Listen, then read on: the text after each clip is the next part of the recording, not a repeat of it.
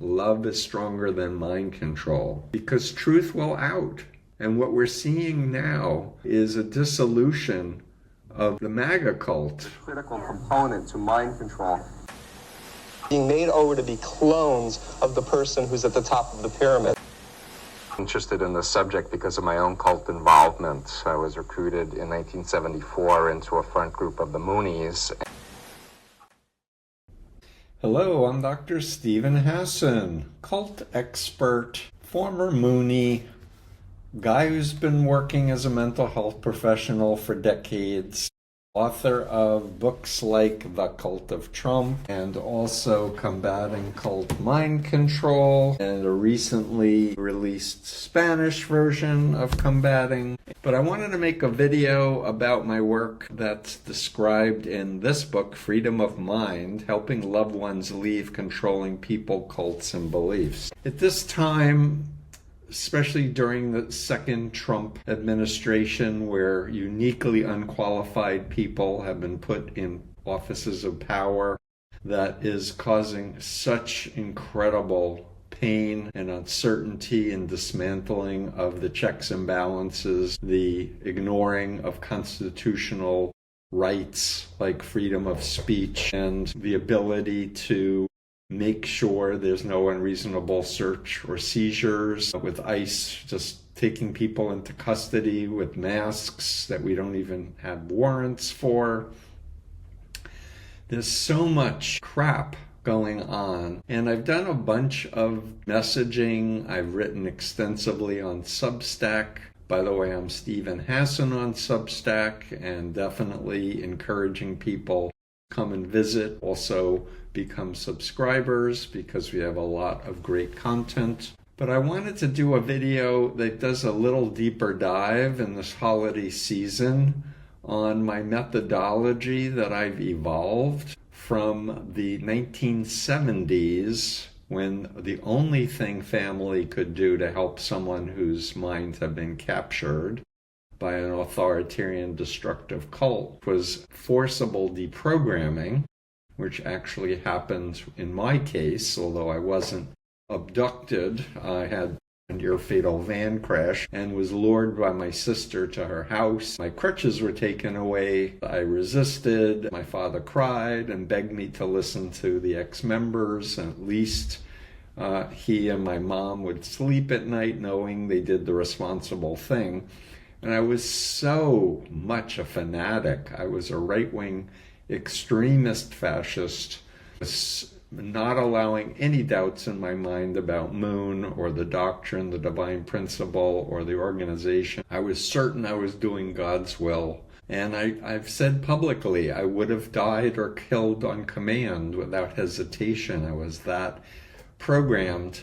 And when I got deprogrammed and my mind started realizing, based on Robert J. Lifton's work published in 1961, Thought Reform and the Psychology of Totalism, a study of brainwashing in China, when I saw the 8 criteria and the Moonies, the family that I was a leader in, was doing the same 8 criteria, it still wasn't enough to tip me out of the group, but it was nudging me heavily in that dissonance between my real self, where I was an extra honor student and a critical thinker and believed in challenging and questioning authority, and my Moonie right-wing fascist me that was so afraid of satanic, demonic possession that I did thought stopping and had these phobias in my mind that if I wasn't faithful to Father and the cause,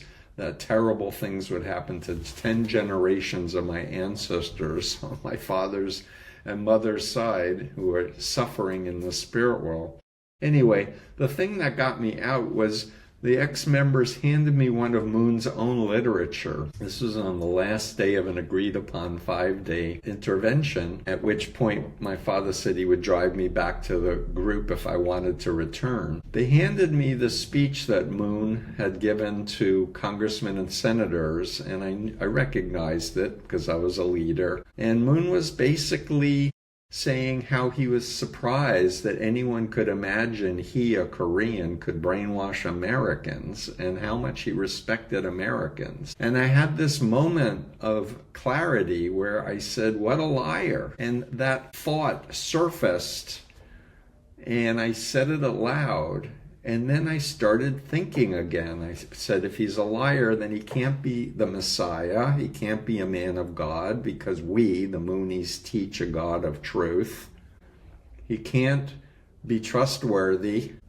And I realized that my entire belief system, going back from my recruitment, was based on the notion that he was the greatest man in human history who was going to save the world and build the Garden of Eden. But I had had thousands, literally thousands of disconfirming experiences in the 2.5 years that if I was thinking for myself, I would have left the group. But I couldn't, because of mind control. But I had this moment of clarity, and as soon as I had that critical thought, it was like a house of cards falling.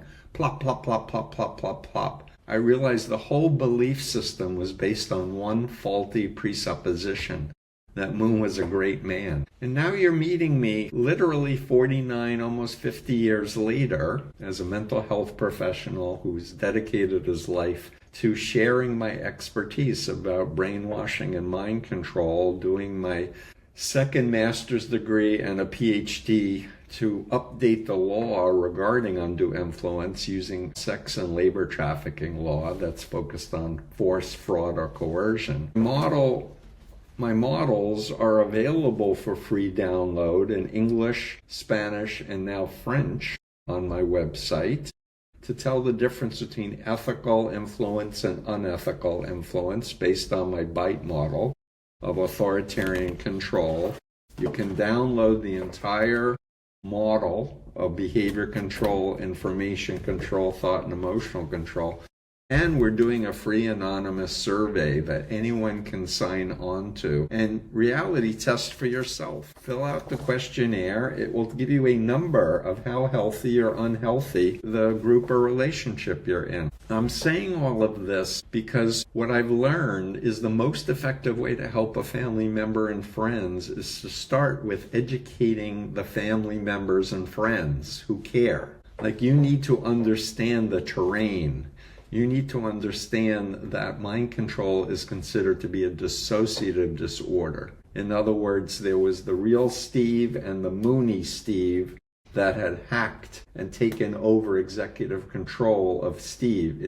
Brainwashing didn't erase the real me. The cult, it was like a version of malware coming into your operating system of your computer and taking it over. And that the goal isn't to attack the leader, the doctrine, or the group, because the cult identity is programmed to defend and to view you as a persecutor or the enemy. So the worst thing you can do is try to argue logically with facts, attack the person, call them names, because it just drives them away from you. And my whole methodology that's evolved from deprogramming, I call it strategic interactive approach, and I highly recommend get the book. I also read the book, so it's on audio as well. It's based on ethical influence. And with ethical influence, you're not trying to persuade the person to leave, to follow what you think is true. You're asking the person to look at models of brainwashing, look at China, look at pimps and traffickers, look at other cults, whether it's Nexium, the Scientology, the Moonies, whatever, and reflect on behavior control, information, thought, and emotional control components. The goal is empowering the person to think for themselves. And if the people in my deprogramming intervention had tried to take the Moonie speech and lecture to me, it would not have gotten me out of the group, and I could still be in it to this day. I was that high up and that indoctrinated. But they said, read this, Steve. What do you think? And when they said, what do you think? They were silent. They gave me time. to read it. They didn't go on to the next point and the next point and the next point. They really waited for me to think about it and give them a response. And it was this active listening, pausing interaction that helped to get me out of the cult. In retrospect, I was realizing that one of the 4 people involved with my deprogramming, his name is Gary Rosenberg, may he rest in peace. Gary wasn't a former member of the Moonies. He was the only one of the 4 that wasn't. But his technique was, hey, Steve, what do you think? What do you think about what Nestor just said? What do you think about what Mike just said? What do you think of what Gladys just said? And he waited for me to think about it and give him feedback. And I realized after the fact that I was telling Gary how to get me out. I was literally, the real me was telling the team how to get me out. And so my methodology, because it really works, I've outlined it in this book. And it does require effort. It requires taking the time to learn how to understand brainwashing and mind control. And then how to build rapport and trust with the cult member where they don't feel like you're the enemy and where you're willing to listen and make an effort to step into their shoes and understand them. Because most cult members want to persuade their loved ones and friends to join them. This is part of the motivation. And that's what I do as a professional with my clients who are still in cults. I say, convince me. You have an opportunity to convince a cult expert to believe that your group is legitimate and fine. I'm ready to listen. But it's based on respect. It's based on rapport and trust. It's based on really listening and me stepping into their shoes and inviting them to step into my shoes. And in my professional work, I often show videos and ask the person's opinion and pause the video.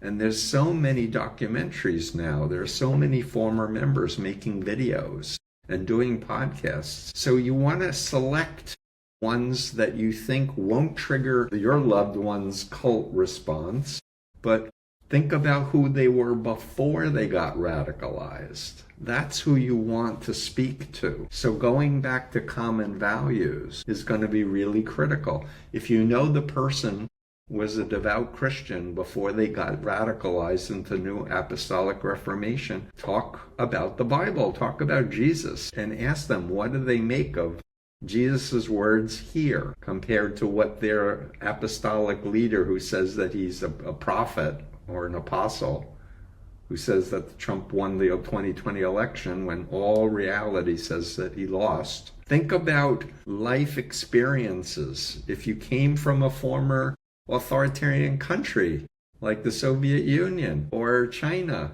or some other dictatorship, that's a rich conversation basis. I also want to make a few other points, but I really want to give people hope. And what I say is brainwashing is not 100%. The person is still in there. People who have been trapped in MAGA are going to come out. And you need to adopt a positive mindset that they're going to come out. You need to believe it.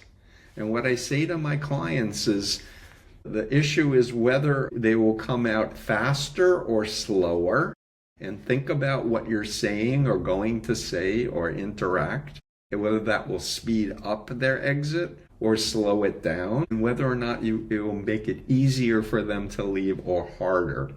And I can tell you, when I woke up from the Moonies, I was ashamed, I was embarrassed, I was confused. The last thing I needed to hear is, I told you so, or why didn't you listen to me, with a finger wagging in my face, which some people actually did. It was harmful and traumatic because I felt badly enough. My next door neighbor, one of my best friends, Monica, who I grew up with, baked me chocolate chip cookies and said, welcome home. And I tear up just remembering the power of love. Chocolate chip cookies, welcome home. Wow. Wow. We want to welcome our family and our friends who were estranged from back. We want to reach out and say, can we do a reboot? I miss you. I want you back in my life. Don't immediately start throwing facts at them, or Marjorie Taylor Greene, or Elon Musk and Russia, etc. Make it person to person. If you can meet in person, it's even better. Long hugs. Long hugs. I'm a big fan. Love is stronger than mind control, because truth will out. And what we're seeing now is a dissolution of the MAGA cult. With Marjorie Taylor Greene's resignation and her long letter, she even called the GOP a cult, which is really interesting. I can go on and on about my assessment of what's going on. But I want to make a video that emphasizes some of the key points. Now, I hear from people who say it's too traumatizing to talk with my brother, my sister, my aunt, my uncle, my parents who are in MAGA. Hey, you're an adult. You get to decide. It's your life. I'm just saying, if you want to help them exit, if you want your father back again, your brother back again, there's things you're going to need to do to be flexible. Don't expect them to be flexible because they're brainwashed. Expect yourself to need to be resourceful and flexible. And when I tell people surrender, I give up. I'm not going to try to persuade you anymore because it's not helpful. I mean it. Don't try to persuade the person to come out. Don't try to attack the leader, the doctrine, or the group because it's counterproductive. If they ask you a question, do you think that Trump is a malignant narcissist? What I would recommend you say back is, what's your understanding of what a malignant narcissist is? Come, let's look up Eric Fromm's definition. He's the one who came up with that concept. And I have it in chapter 3 of The Cult of Trump. So for people who say, Steve, I'm just too traumatized by talking to my MAGA loved one. I've cut them off. I've blocked them. You can't ask me to talk with them. No, I can't ask you to talk with them. You're an adult. You get to choose what works for you. So everyone needs to make their own decisions on what works for them. I do believe it's best when you're operating out of resourcefulness, not when you're depleted. And I want to encourage people to consider, however, learning how to do emotional regulation so they don't get triggered when their cult member relative says things that infuriates them or upsets them. But I'm telling you, love is stronger than mind control. If you're willing to learn, if you're willing to be flexible, it works. And if we can create a small army, especially of former cult members, where the family member knows you were in Scientology, you were in the Moonies, you were in a Bible cult or whatever, you have a basis to talk about your own experience in a way that's going to open doors and not shut doors. And in chapter 10 of Freedom of Mind, I have a 3-step phobia intervention. And phobias are the universal mind control technique. And phobias are the fastest mental illness that can be cured in as little as an hour if you know how to do it. I had a phobia installed as a Moonie from the Exorcist movie that the Moonies took me to see. And Moon gave a lecture about how God made this movie, and this movie was a prophecy of what would happen to us if we left the church. I was petrified of demons from that moment on, but my real self, I was a Jew. I didn't believe in demons. I didn't believe in Satan. But the key was getting access to me prior to my recruitment. And the best people to get access to my identity before are family and friends who have access to videos and pictures and direct memories of us being together, doing stuff together. So please consider, we're at a moment where we can help millions of people exit MAGA, millions. And we can either make it easier for them and welcome them back, and build a broader community based on values of America, based on following the Constitution, based on rule of law, based on that we're an immigrant culture, or we can get into a polarization of all or nothing, us versus them, that feeds our enemies of democracy. It feeds Russia and China and Iran and all these other authoritarian countries and fossil fuel oil countries and corporations that want to keep warming the planet for their own financial gain. So lots more to come. I really want to invite people to join my Substack. Please subscribe and help fund us. Please subscribe to my YouTube and help fund us. If you have assets and you want to help freedom of mind do its work, please contact us, because we need help to do what we are especially trained to do. And lastly, I just want to say there are lots of people presenting themselves as cult experts, and the media has done a terrible job of vetting these people. But there's really not a lot of true cult experts, in my opinion, people who were in a cult, who had the training, who've been doing this work for decades, who are verified, are credentialed. And when I say credentialed, I don't necessarily only mean masters and PhDs, which I have. There are some of my colleagues who don't have formal academic training, like John Atack, for example, but he's brilliant and he is a cult expert. But I do my due diligence to make sure that we're interviewing people who know what they're talking about. It's going to take a village, folks, and we need everyone to pitch in, and it will be more valuable to build community in real life, realize that our social media is polluted by foreign actors with algorithms that are trying to hack our minds. So come join my Substack. Please join my YouTube. I have books, I have videos, I have courses. And put your comments below. I want to hear success stories too. If you were helped by my books, by reading a book, you exited a group, I want to hear from you too. If you read one of my books and helped someone to leave, I want to hear that story too. And come listen to my live streams and bring your questions. Okay? Thanks again. Take care.